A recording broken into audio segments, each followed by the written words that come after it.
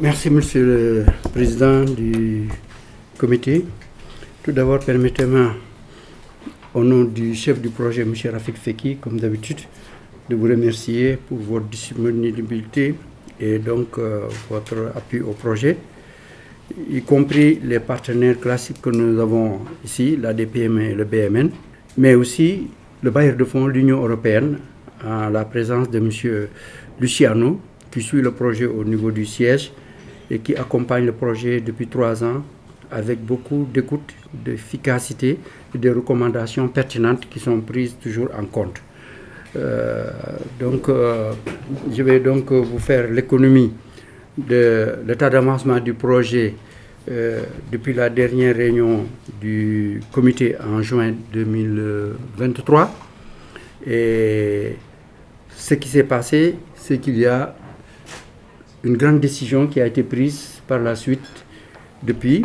C'est donc une prolongation du programme pour une durée de 12 mois, parce que le programme devait se terminer en mars 2024. Il a été prolongé d'avril 2024 à mars 2025, avec l'appui, je le dis encore et je me répète, de M. Luciano qui est ici, qui a eu cette idée et qui a vu que le projet les satisfaisait en termes de résultats et de démarches, et qu'il fallait qu'on puisse donc aller encore à l'échelle et augmenter le nombre d'entreprises à appuyer. Et tout à l'heure, les 2 présentations que je vais faire moi-même et M. Khaled montreront le bien fondé de cette prolongation. Donc, les 3 composantes du programme, pour rappel, donc la première, c'est essayer de mettre à niveau 250 micro-PME, et dont 30 devraient être dirigés par les femmes et 20 par les jeunes.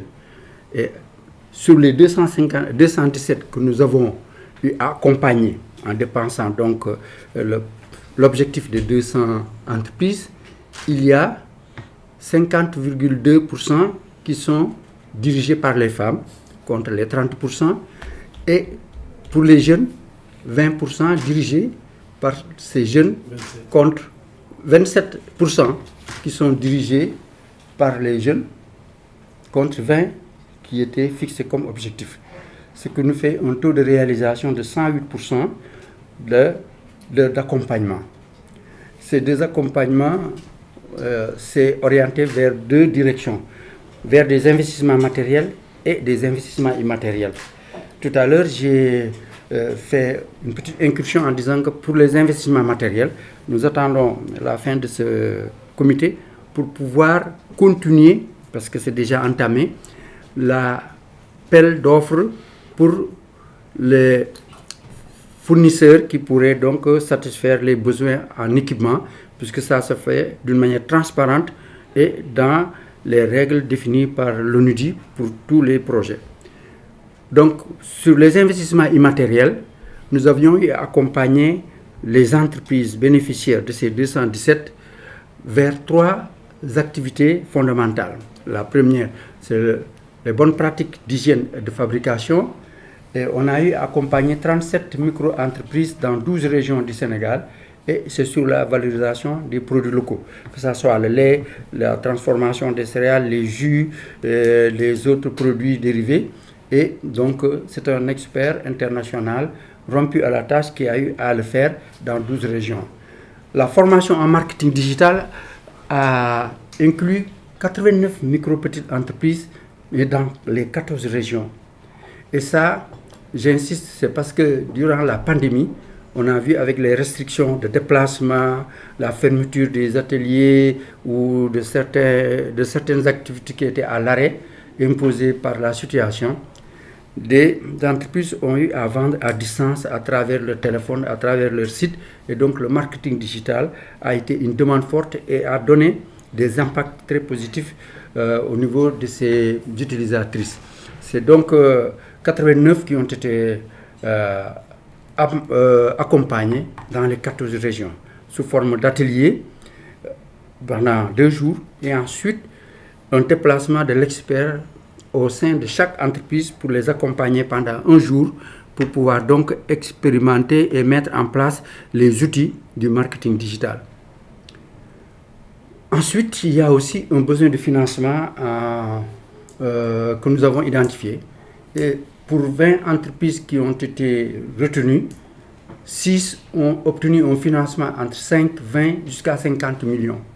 Et donc pour les 13 autres, on continue à les accompagner pour décrocher des financements auprès de leur banque de choix.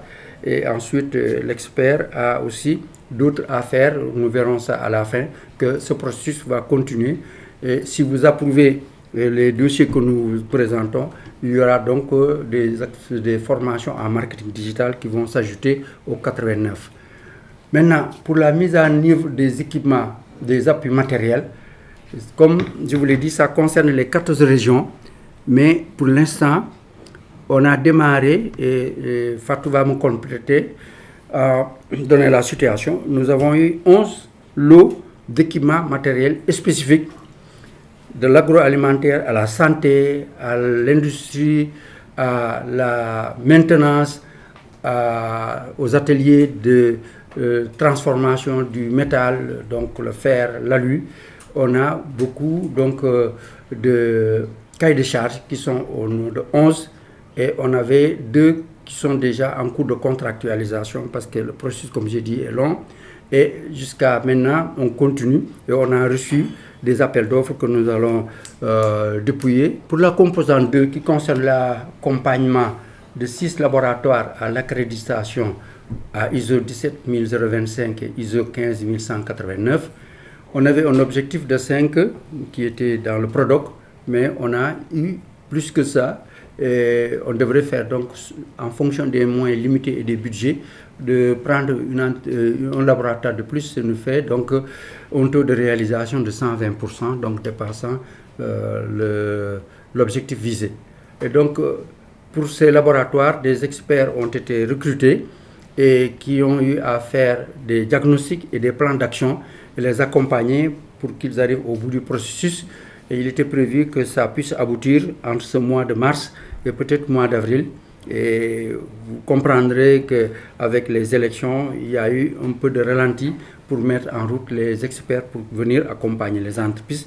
Ça a été fait. Ils sont là depuis hier. Ils sont dans les laboratoires pour donc continuer le processus pour que ces laboratoires puissent donc terminer leur plan d'action et arriver donc à la certification spécifiée selon leur activité. Alors donc voilà où nous en sommes. Donc là aussi ça fait des parties de la prolongation du projet dans la phase extension, puisque le projet est terminé, mais on sait qu'une certification de laboratoire par expérience dure au moins 1 an à 1 an et demi. Donc les prochaines missions, donc étapes, c'est donc continuer donc accompagner ces entreprises, ces laboratoires, et donc pour qu'ils arrivent à la fin du processus. Pour la composante 3, l'extension va nous permettre de le réaliser. Nous avons comme objectif de terminer la sélection des 5 projets innovants. Nous en avons reçu 12 et il faut en sélectionner 10. Les 10 sont présélectionnés et envoyés au directeur général de la recherche et de l'innovation, M. Gallo Diop, qui est le président de ce comité de sélection proposé par l'expert international qui était venu et qui les a rencontrés. Et donc nous prévoyons une réunion le 2 mai à nos bureaux pour une harmonisation de la compréhension de la démarche et présentation de la note méthodologique qui permettrait aux membres du comité de faire leur travail de sélection.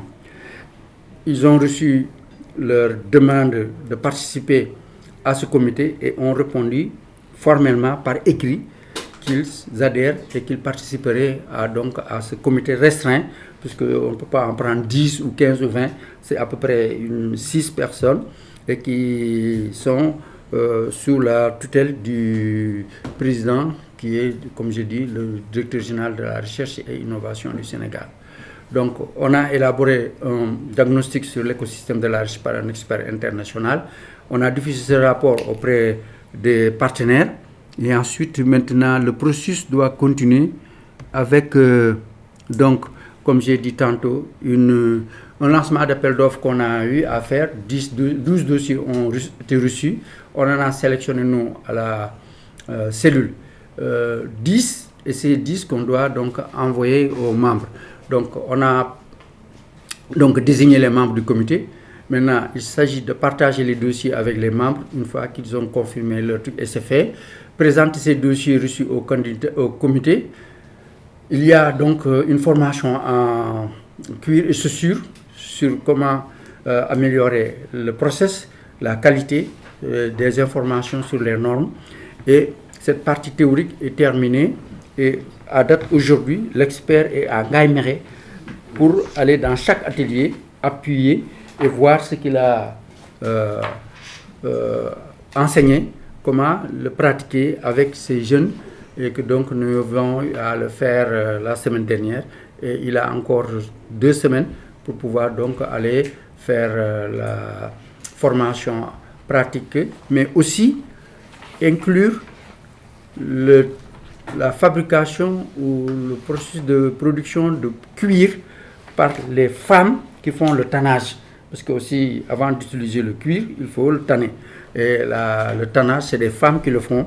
Et elles étaient là-bas, elles ont été aussi impliquées. Et le monsieur a des expériences sur le tannage. Et donc, on va aussi aller à l'unité de tannage pour aider les femmes à améliorer leur puissance et avoir un cuir de meilleure qualité. De la prolongation. Et on a sélectionné 217 micro-petites entreprises qui, donc, je vous ai présenté dans la première partie, avaient donné des résultats. Et donc, on avait dépassé les 200 entreprises, soit un objectif de 108%, je crois, que j'ai fait apparaître. Sur les 13 laboratoires, on avait choisi 6 que je vous ai présentés. Et ensuite, on a organisé des ateliers thématiques que vous avez présidés, l'accès au marché, ensuite la problématique de l'emballage, ensuite l'économie circulaire et le plan de visibilité et de communication selon le référentiel de l'Union européenne. Quelles sont les leçons apprises? Donc, vous l'avez tous dit tout à l'heure, c'est donc un nombre important de PME qui ont adhéré au programme et qui étaient à ce moment de 2285 dans les 14 régions, et on n'a pu satisfaire que 217. Donc ça, c'est 10 fois plus que notre objectif, et ce qui fait que donc, il fallait donc penser à prolonger le projet, mais aussi toujours avec les moyens. Insuffisance du budget qu'on avait, mais il a fallu qu'on puisse donc avoir une partie, comme Khaled l'a dit, pour donc accompagner les laboratoires et ensuite prendre en charge le volet innovation. Ça, c'était le... voilà.